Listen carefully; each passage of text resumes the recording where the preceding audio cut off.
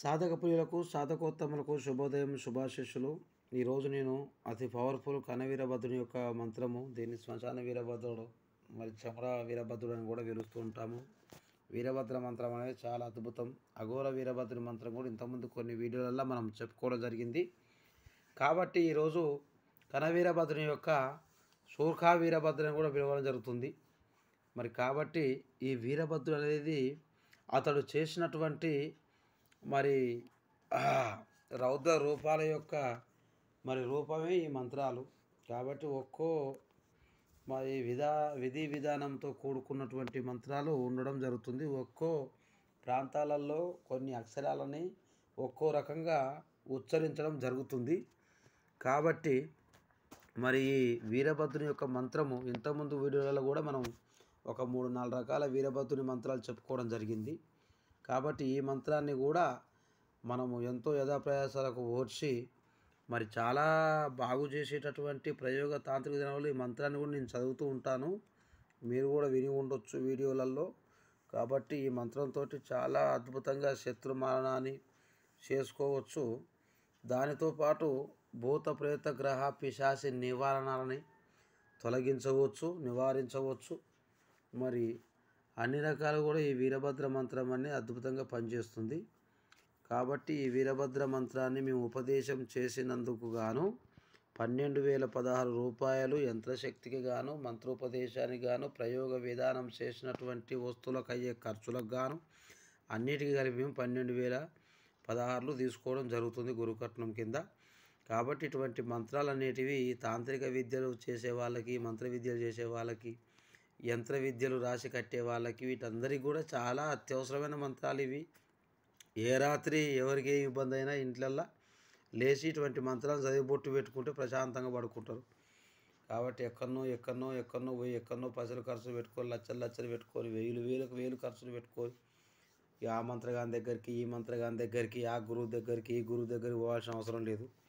ఇవి మన దగ్గరకు వచ్చి ఉపదేశం తీసుకొని నేర్చుకొని మీ దగ్గర ఉంచుకోవడం వల్ల మీరే మీ కుటుంబాన్ని రక్షించుకోవచ్చు, సంరక్షించుకోవచ్చు, మీ దగ్గర బంధువులను రక్షించుకోవచ్చు. ఈ మంత్రాలు సాధన చేసి సిద్ధింపజేసుకుంటే ఫోను ద్వారా మిరియాలకు మంత్రించి ఆ మిరియాలు కొన్ని నీళ్ళలో వేసి ఆ నీళ్ళు ఉడబోసి తాపించినా, కొన్ని మిరియాలు నడుము కట్టించినా తగ్గిపోతాయి. నాకు ఎంతోమంది వేలాది మంది ఫోన్ చేస్తుంటారు.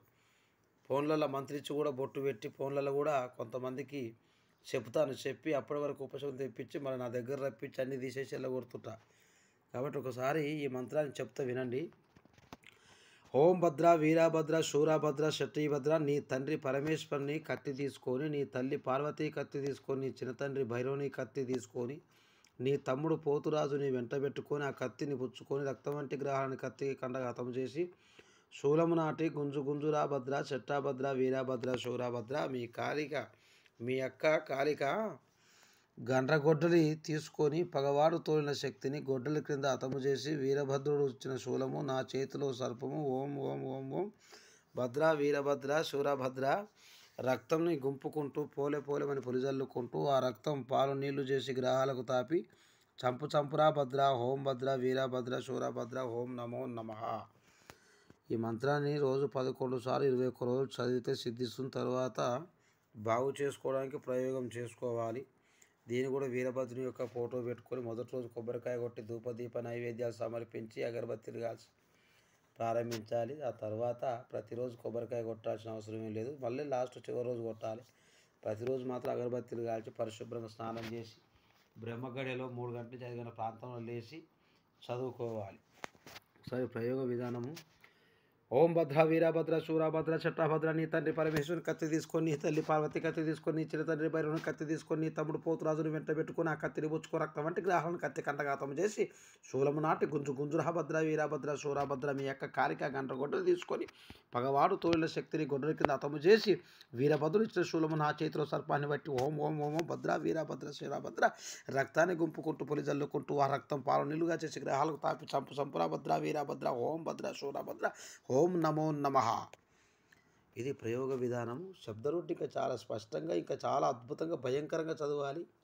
కానీ మనం ఉన్నటువంటి ఇప్పుడు ఈ స్థలంలో మనం గట్టిగా చదవలేము. చుట్టుపక్కల వాళ్ళు డిస్టర్బెన్స్ అవుతారు కనుక మరి ఈ విధంగా చెప్పడం జరుగుతుంది.